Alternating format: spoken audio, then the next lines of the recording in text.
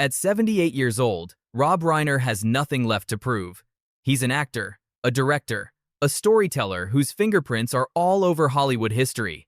But when he recently decided to open up about his relationship with Carroll O'Connor, the man who played Archie Bunker on All in the Family, people leaned in. For decades, fans whispered about whether the tension they saw on screen was real. Did Reiner, who played the liberal son-in-law Michael Meathead Stivic, actually clash with O'Connor behind the scenes? Or was it all just part of the show? The truth Reiner finally revealed might change the way audiences remember one of the most groundbreaking sitcoms of all time. Rob Reiner wasn't just some actor cast into a popular sitcom. He was the son of comedy royalty. Growing up in the Reiner household, with his father Carl Reiner creating The Dick Van Dyke Show and shaping American comedy, Rob knew what real talent looked like. So when he first stepped onto the set of All in the Family in the early 1970s, facing Carroll O'Connor's commanding presence, he knew he was standing across from a giant. O'Connor had a gravitas that filled the room. His delivery, his timing, even the way he sat in Archie Bunker's worn armchair demanded attention. Reiner admits he was in awe, but awe doesn't always make things easy. Playing the meathead to Archie's bigotry meant Reiner was thrown into constant conflict, both scripted and improvised. From the very beginning, audiences assumed that tension had to spill over into real life. But admiration and pressure can create a complicated mix, one that left viewers wondering what really went on when the cameras stopped rolling. But what unfolded behind the scenes wasn't what most people imagined. To the millions of viewers who tuned in each week, it looked like Reiner and O'Connor were locked in an ideological war. Archie Bunker embodied prejudice and stubbornness, while Meathead fought back with idealism and fire. It was so convincing that fans assumed the animosity had to be personal. Rumors spread that Reiner and O'Connor couldn't stand each other, that heated debates in front of the camera carried over once the studio lights dimmed. Reiner finally set the record straight. They weren't enemies, not even close. In fact, he says they shared a quiet affection and deep respect for each other. The fight stayed in the script. When the cameras turned off, there wasn't shouting or icy silence. There was laughter, mentorship, and sometimes even admiration. Still, Reiner doesn't deny that it was intimidating.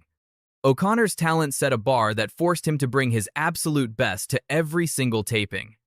And sometimes, what pushed the show to its limits didn't even come from the script. What most fans never knew is that some of the most powerful moments on All in the Family weren't written down at all. Carroll O'Connor and Rob Reiner occasionally improvised, weaving in ad-libs that brought raw emotion to scenes. In one particularly moving exchange, they drifted away from the script, and the result was so honest, so human, that it became one of the show's most unforgettable moments. This wasn't just entertainment. It was two actors trusting each other enough to take risks and, in the process, pushing television into new territory. The show was already famous for tackling controversial topics: racism, sexism, politics, war. But when Reiner and O'Connor ad-libbed, the issues didn't feel like carefully crafted scripts. They felt real. And that blurred line between performance and reality made fans even more convinced. The actors themselves were at odds. But not every battle on that set was artistic. Some were much more personal and political. Behind the laughter, All in the Family was still a business. By the mid-1970s, Carroll O'Connor found himself in serious disputes with the network and producer Norman Lear. Contracts, salary demands, and creative control became battlegrounds. At one point, O'Connor even walked off the set, forcing the production into chaos. For viewers, these stories fueled the narrative that tension ran through every corner of the show, including between the stars themselves. Reiner, however, remembers it differently. He says O'Connor wasn't some tyrant off-screen. He was a thoughtful, bookish man who hated the very bigotry he portrayed. He fought battles with executives, not with co-stars. But the shadow of those disputes gave the public more reason to believe Reiner and O'Connor were secretly feuding. Still, while business fights made headlines, the private lessons O'Connor passed on to Reiner left the deepest mark. Rob Reiner has admitted openly, Carroll O'Connor was his teacher, not in the formal sense, but in the way great artists silently guide those around them. Watching O'Connor at work was a masterclass. His pauses, his timing, the way he could wring empathy out of even the most abrasive lines, all of it left Reiner studying him like a textbook. He recalls that O'Connor once told him, "If people aren't uncomfortable, then we're not doing our job." That single piece of advice would shape Reiner's entire career as a director. Think of Stand By Me, forcing audiences to confront mortality. Think of A Few Good Men dragging people into moral discomfort. That wasn't an accident. It was the imprint of a man who believed art should challenge, not just entertain.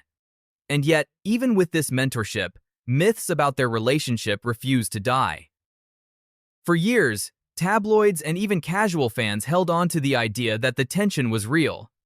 After all, wasn't it easier to believe that two men who represented America's cultural divide actually despised each other? But Rob Reiner, now looking back on a lifetime in Hollywood, insists that narrative missed the mark. Carroll O'Connor wasn't his enemy. He wasn't his rival. He was a colleague, a mentor, and eventually, a friend. Off camera, O'Connor was quiet, gentle, and deeply intellectual. Nothing like the Archie Bunker character who made him famous. He loathed the bigotry Archie spouted, yet he portrayed it so convincingly that even he sometimes worried people would confuse the two. Reiner now makes it clear. O'Connor's gift was that he gave a face to prejudice, not to endorse it, but to expose it. When asked what he most wanted people to know, Reiner didn't hesitate. He said Carroll O'Connor was one of the kindest men I ever met in this business. He was generous, supportive, and endlessly thoughtful, qualities that couldn't be further from the character that defined his career. So, was there tension? Yes, the kind written into scripts, rehearsed in front of cameras, and played out in living rooms across America. But was there hate? Far from it. Rob Reiner's Truth at 78 paints a different picture. Behind the biting insults and the shouting matches, there was respect, mentorship, and even love. In the end, Carroll O'Connor wasn't just Archie Bunker. He was a craftsman who changed television, a performer who made audiences wrestle with themselves, and a man who quietly shaped one of Hollywood's most versatile directors. Rob Reiner doesn't just remember him as a co-star.